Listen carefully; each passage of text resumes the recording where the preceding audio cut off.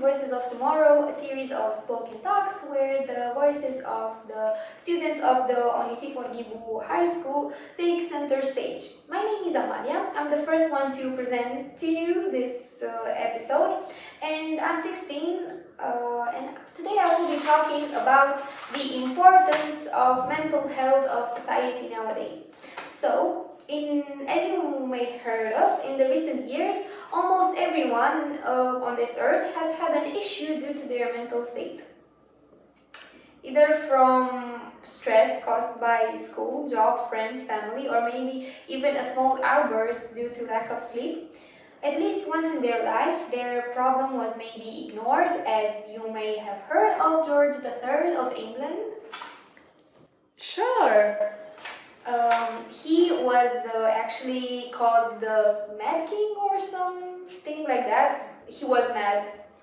And his first episode that indicated that something was wrong with him was when he was 27 years old, and during his reign he actually had many more outbursts in which he was rude, he was having hallucinations, he was talking gibberish, and he actually had some violent fits as well.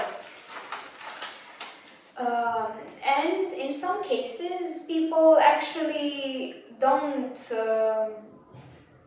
overcome the issue, so it actually grows into something more serious with time.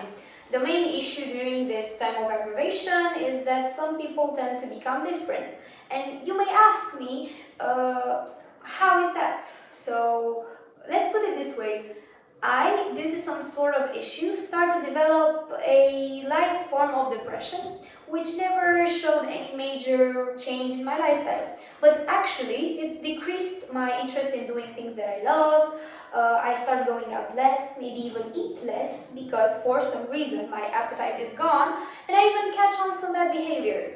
And rather than talking to someone about it, I'll just keep it for myself so I don't overshare, because this is another tendency that we have in these days, is that when someone has a problem and shares with a friend, that friend is actually not a real one, because he just ends the conversation by saying that you should not overshare and you should not tell me all those things about yourselves. I have problems myself, and I truly understand that people do have problems, and I think that as my psychology teacher said once, when you say a word and when you say something, you tell a story for more times, it loses its meaning. And I like to compare it with when you repeat a word for a lot of times.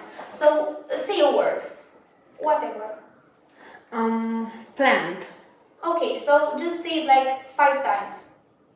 Plant, plant, plant, Faster. plant, plant, plant, plant, plant, plant, plant, plant, plant, plant, plant, plant, plant, plant, plant, plant. You see that it actually loses its sense and it stops having any meaning. It's like just something, some letters that you say. It's the same thing with your problems. When you tend to speak about it multiple times, it will actually decrease its meaning for yourself.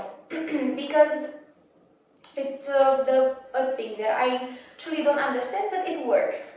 So, in some cases, when people don't like to overshare, they'll just leave it for a few months, and then they'll just get to ask themselves, when did their life get so hard? Because it just wasn't that bad a few months ago, but it was actually something from their inside that was rotting in there, or I don't know.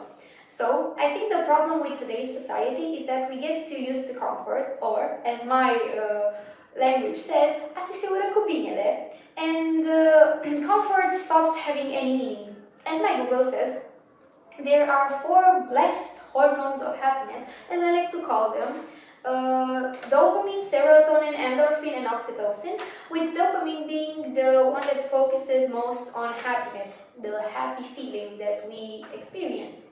As my scroll on Google continues, I actually discovered that you can activate and increase the levels of dopamine by doing some sort of, I don't know, you can exercise, you can eat chocolate, but with moderation.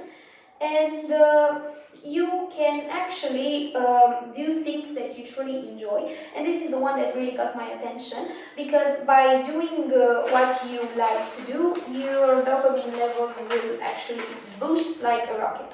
So, as for myself, I very much enjoy reading books to the point where I do not want for the life of me to put them down.